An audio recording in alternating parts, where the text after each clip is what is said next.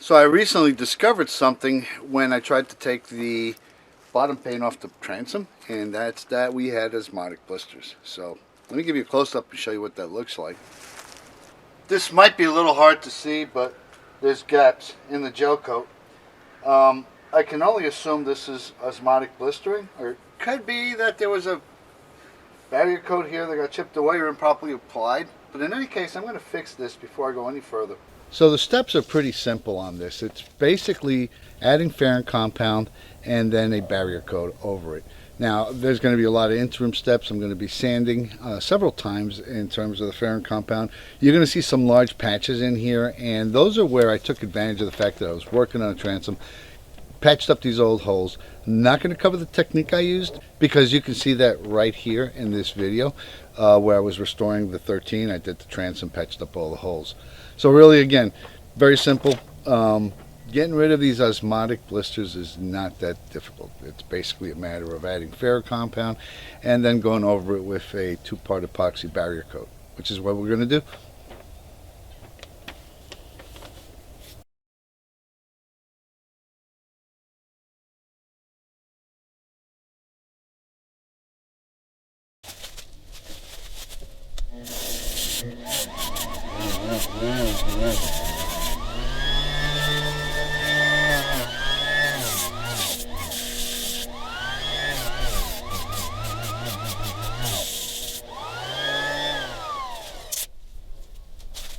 So now it's time to start with the Ferrin compound.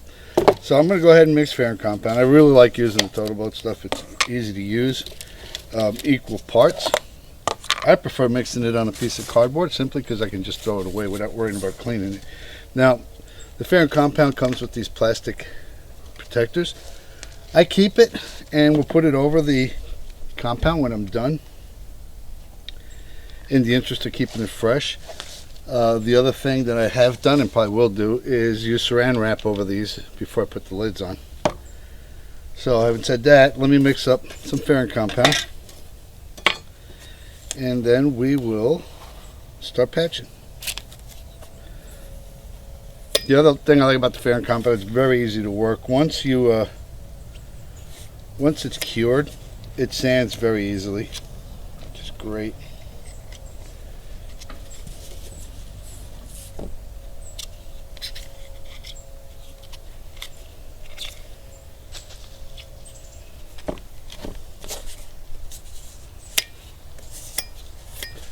Here we go.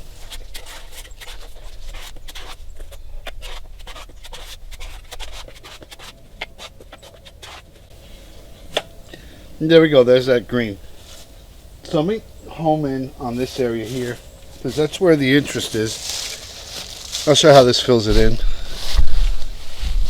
So I'm zoomed in on this area because this one has the most problematic gaps or defects, and you'll be able to see what this does and how it fills it in.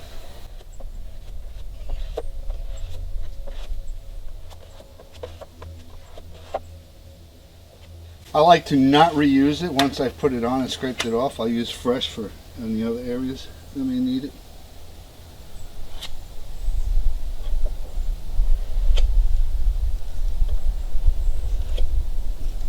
I'll sand that down. And again, this stuff is really easy to sand. And as a matter of fact, I like to shape with it too. If I need to redo a shape, I'll do the rough shape in glass and epoxy, and the finished shape in the Ferrin compound. You may call it cheating. Alright, I'll do a final check to make sure I didn't miss any areas. What'll happen next is once this cures, I'll sand it down probably with 320 and go over it one more time. I think twice will be enough with the Ferrin compound. We'll clean it up. After we get that cleaned up, sand it, and nice and level, then we'll go with the epoxy barrier coat.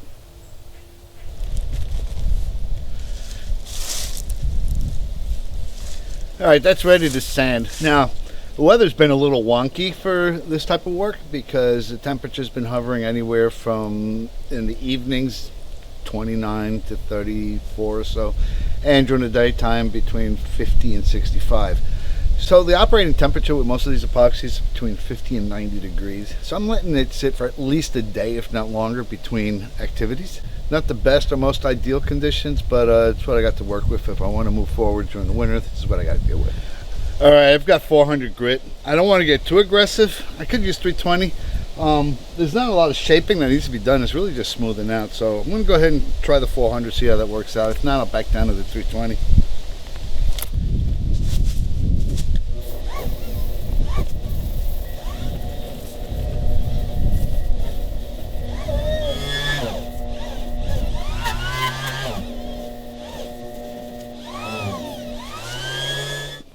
So unfortunately, we're going to have to put another layer of Farron compound.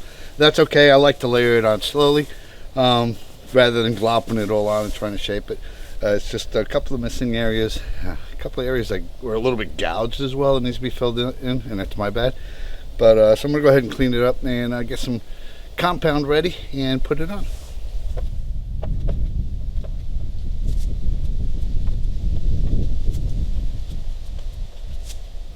All right, so weather conditions are ideal. It's in the 50s. Relative humidity is fairly low for North Carolina, which is really unusual. So I'm going to go ahead and get the barrier coats on. We're going to use the Total Protect from Total Boat. It's a 2-part epoxy. I've used this stuff before. It's actually really good. And one of the things that this does, it's very high building. So if there's any minor defects in the gel coat when you go over with this, it will pretty much fill it in. What I like to do is the first couple of coats I'll go a little heavy. I'll lighten up on the thinner, so probably 5%. You can go up to 10% with the barrier coat. And then any coats after that I want to be finer, I will probably then thin it up to 10%, somewhere between 8 and 10%. So for today, I'm going to thin it to 5%. And what I'm going to do is I'm going to mix up. I'm doing this in cc's because it's easier. A total of 240 cc's. So that's going to be 180 cc's of the base and 60 cc's of the curing agent. Once we mix it up, we're going to let it sit. It has to sit for 15 minutes, and then we'll add the epoxy thinner from Total Boat, which is specifically for epoxy paint, to it. I'm going to try to get 3 coats today. I think I'll be lucky if I get 2 because we're kind of short on daylight, it being December. So let me go ahead and get this mixed up, and we'll see how this goes.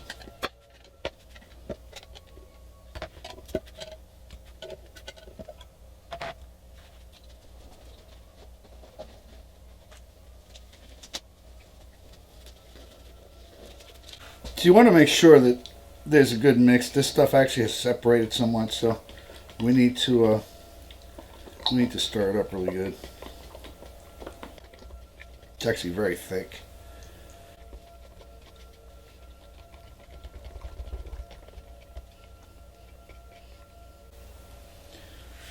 So my original plan was to use a syringe to measure it. I don't know if that's going to be possible because it is very, very thick, but let's see what happens. Okay, we got this. Maybe.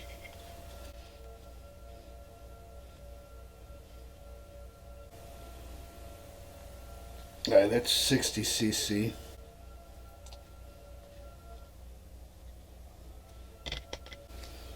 That's 120. I'm going to change on this. I'm sticking with 120 because, to be honest with you, that's going to be more than enough for that small area that we're doing.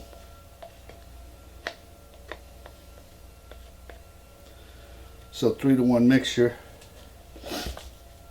That means I need 120 divided by 3.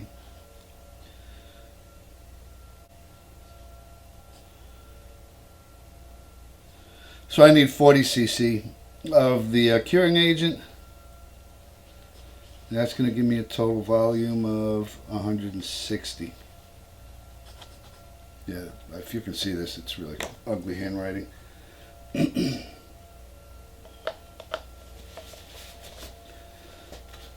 I'm actually cleaning this with acetone. This will get thrown away once you get used to it. So we need 40 cc of the hardener, the curing agent.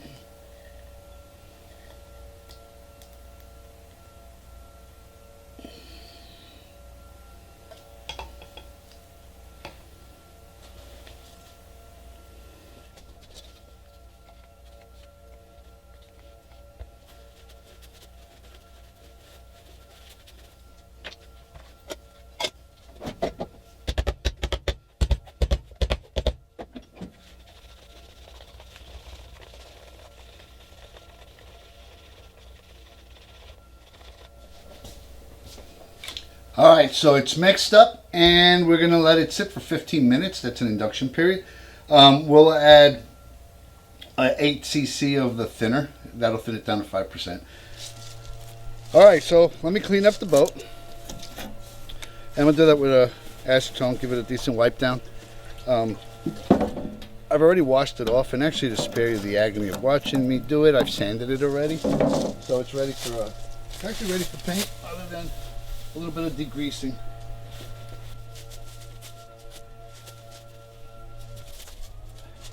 I'm going to do some masking here, and I'm going to mask over the old line. So let me see, I'm going to do this.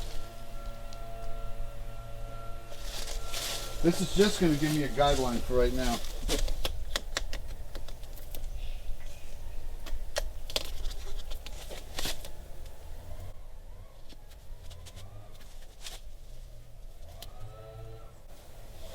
I'm just going to follow the same lines that were there before.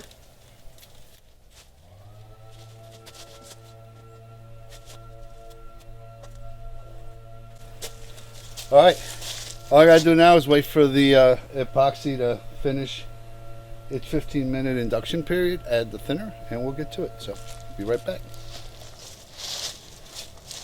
All right, so I've got the paint in this little paint tray. I added 8 ounces of thinner to it, the Total Boat thinner. This has a pot life of 5 hours, and it's possible it may be extended. It's around 55 degrees. Hopefully I'll get more than that, although it may be dark by the time that happens, so we don't know. So again, I'm shooting for 3 coats, but if I get 2, I'll be happy. So let me go ahead and get this done. Oh, I am using a foam roller. Now, one thing about the Total Boat Total Protect is that it's very thick paint, and it actually will fill in a lot of cracks. When I did the 13, I don't think I even thinned the first coat. I rolled it on, and one of the things it'll do for those older boats is you have a lot of Gelcoat crazing, and it helped fill it in, because I did the first coat on that 13, and you can see the video here. I think it's here, yep. I did the first coat thick, sanded it, and then applied another 3 coats if I remember correctly, and it really came out good. I covered it up, and hopefully, well, from what I've heard, the new owners have had the boat now, I want to say about 2 years. Yeah, about 1.5 years.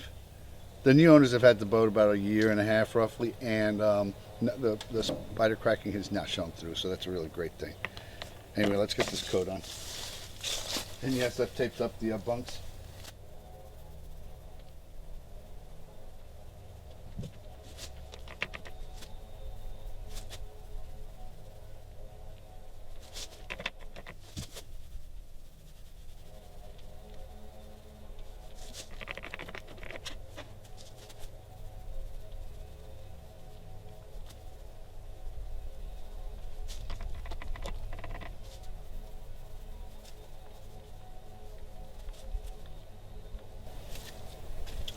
Alright, so that's coat number 1. Again, I'm going to shoot for 2 coats.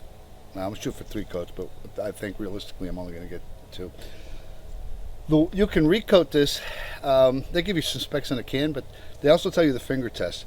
So you can recoat it once you can touch that paint with your thumb, and it feels tacky, but no paint comes off. It's time to recoat. I'm going to check it in about 2 hours. In the interim, I'm going to cover this tray up with some saran wrap. The pot life should hold it steady. I'm going to put some aluminum foil over the roller, and be back here in about 2 hours to see if we can recoat. Alright, so it's been 2 hours, and it's actually cured incredibly fast. I thought I would have a little bit of stickiness to it, but there's not. It's pretty much rock hard. So I'm going to go with the second coat. I may, if the pot life holds up, I may get 3 or 4 coats out of this. We'll see.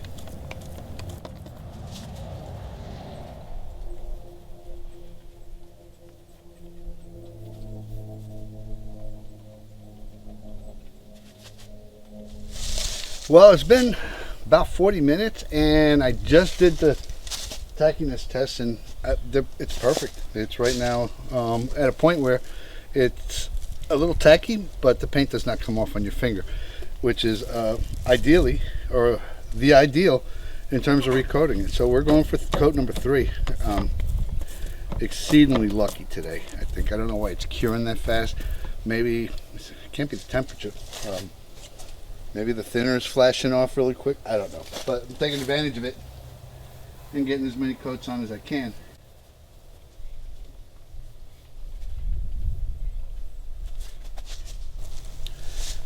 Alright, so I'm going to go for at least one more coat. That'll be 4 coats. That's way more than I expected or wanted. Actually, I did want to do as many coats as possible, so 4 is a definite bonus here. Alright, so I was unexpectedly able to get 5 coats on yesterday, so this is a really good thing. Don't have to do any more today, thankfully. What we're going to do is take the tape off. I'm going to give you a close-up of where those osmotic blisters were, and you can judge for yourself to see if this technique worked.